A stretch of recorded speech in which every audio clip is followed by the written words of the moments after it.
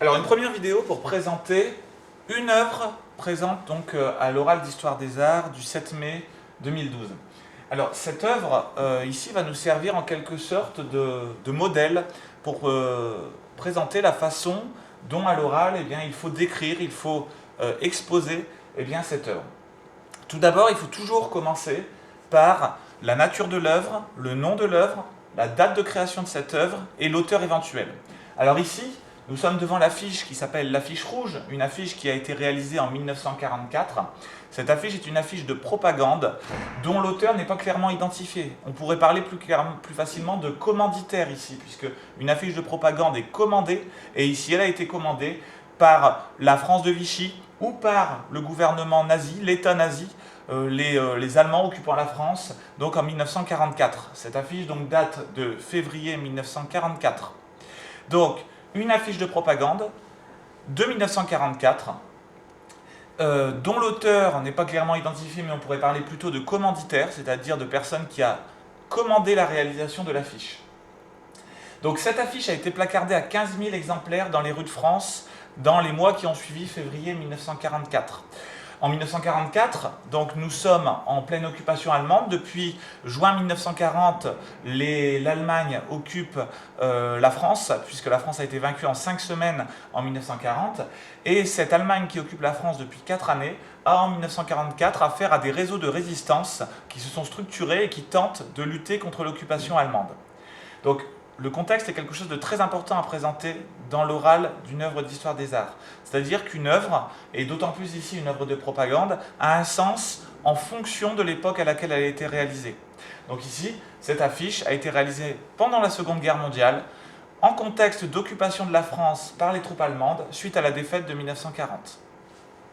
Alors cette affiche nous retrace l'épisode final des aventures, entre guillemets, du réseau Manouchian.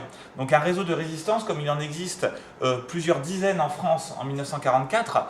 La résistance, donc, ce sont l'ensemble des personnes qui suivent le général de Gaulle et qui refusent l'occupation allemande, qui refusent la collaboration avec les Allemands telle qu'elle est faite par le maréchal Pétain et la France de Vichy.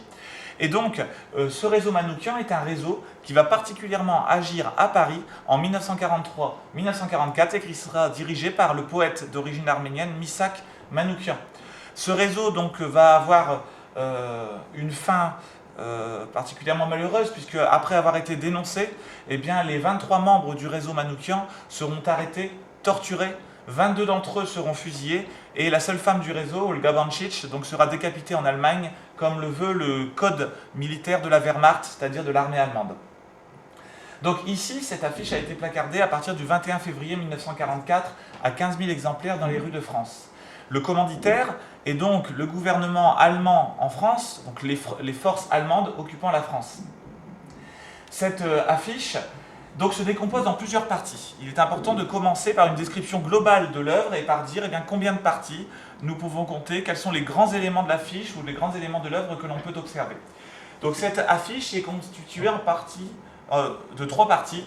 Donc tout d'abord, un texte, donc on pourrait appeler slogan, bon, ici un texte donc sous forme de phrases interrogatives, des libérateurs en haut de l'affiche, et la libération par l'armée du crime dans le bas, donc sous forme de questions-réponses, première partie. Deuxième partie, une série de 10 médaillons représentant donc, des photographies de personnes en forme de pyramide inversée qui se termine par le personnage de Misak Manouchian. Et enfin, dernière partie, 6 photographies pêle-mêle dans une impression de désordre qui viennent à la pointe de cette pyramide inversée. Alors, si on commence la description de cette affiche, nous pouvons parler tout d'abord des 10 médaillons. 10 médaillons donc, qui se trouvent au cœur de cette affiche, et 10 médaillons qui représentent 10 personnes, 10 membres du réseau Manouchian, avec Misak Manouchian, donc le chef du réseau, tout en bas de cette pyramide. Ces 10 membres n'ont pas été choisis au hasard. On retrouve ici 10 personnes qui ont, en tout cas dans leur nom, une marque d'origine étrangère, avec des noms particulièrement difficiles à prononcer pour des Français. Grisvash, Elek, Washbrod, Vichit, Fingerweig, Manouchian, etc., Bogzov, sont des noms qui, pour les Français, évoquent l'étranger. Les autorités allemandes le font volontairement. Il s'agit ici de montrer que ces individus qui ont commis des actes qui, pour les Allemands, sont du terrorisme, sont d'origine étrangère. De plus, chaque petite photographie possède une légende. une légende qui vient appuyer cette idée de personnage peu recommandable, en tout cas pour les Allemands. On indique ainsi leur religion, donc juif, leur nationalité d'origine, polonais, hongrois, polonais, italien, hongrois, espagnol, etc.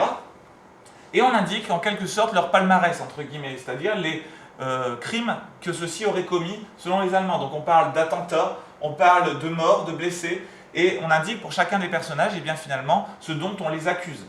Ces 10 personnages, pour ce qui est de la photographie, eh bien, sont pris en photo de profil ou de demi-profil.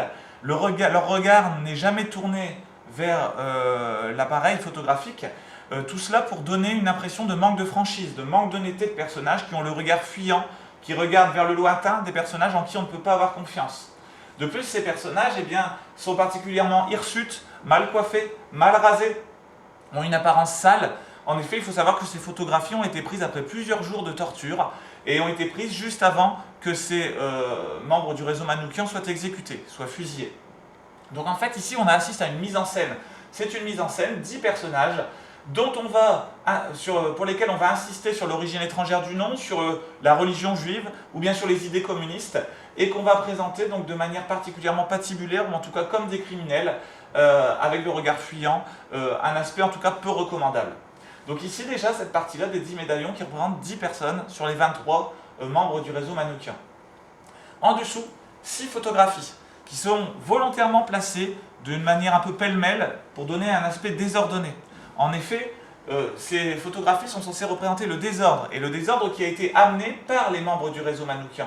La pyramide inversée semble indiquer le sens de la lecture, et donc ces personnages dont on vient de détailler la présentation eh bien, sont responsables des événements désordonnés qu'on a ici, c'est-à-dire des déraillements de train, la présence d'un arsenal d'armes particulièrement dangereuses, des cadavres de personnes qu'on peut imaginer soit être des collaborateurs, soit des Allemands, et puis enfin d'autres attentats qui ont été commis contre les chemins de fer et contre des trains.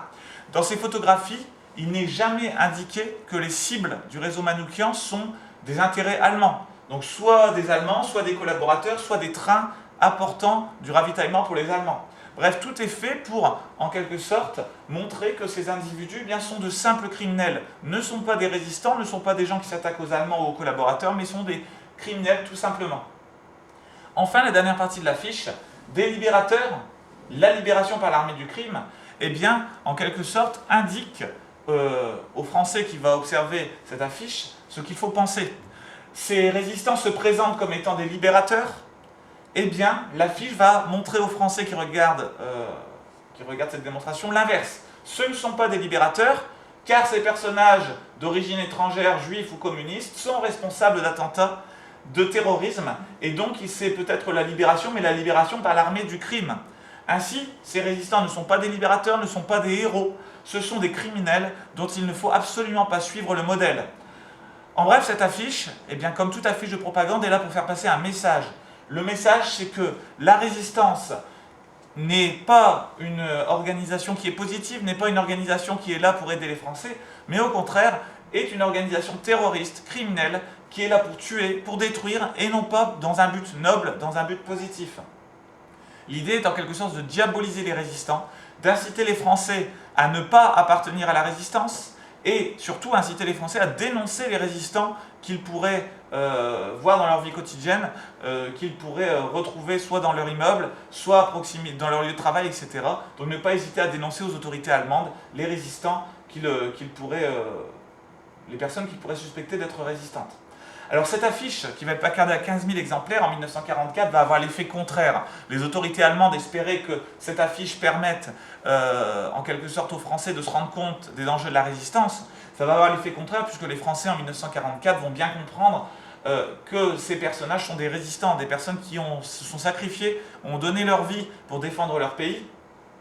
Et donc, paradoxalement, au contraire de ce qui était attendu, eh bien, on va avoir des dépôts de fleurs qui vont être faits, organisés au pied de cette affiche. On va avoir des commémorations qui vont être faites pour rendre hommage à ces personnages qui ont donné leur vie pour libérer la France. Et finalement, cette affiche de propagande va avoir l'effet inverse de ce qui était attendu. Dernière chose, ce réseau de résistants, de personnages d'origine étrangère, puisqu'ils appartenaient à la MOI, la main-d'œuvre immigrée qui appartenaient au FTP, les francs-tireurs partisans, c'est-à-dire les résistants communistes, eh bien, ces résistants d'origine étrangère vont devenir des symboles eh bien, d'une France qui résiste, d'une France qui lutte, qui se sacrifie pour sa liberté. Et des années après, eh bien, d'autres œuvres artistiques vont être réalisées pour rendre hommage à ce réseau. On peut notamment parler de Louis Aragon qui écrivit en 1956 les strophes pour se souvenir, ou encore de Robert Guédiguian qui réalise en 2009 L'Armée du crime, donc le récit cinématographique donc de l'aventure du réseau Manouchian, de ses actions jusqu'à l'exécution finale du réseau.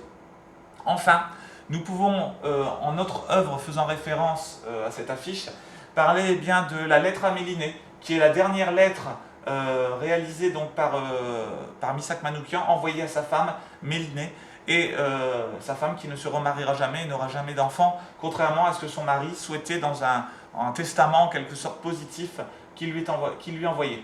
Bref, donc une affiche de propagande de 1944 dont le but était de dissuader les Français d'être des résistants et qui finalement eut l'effet contraire.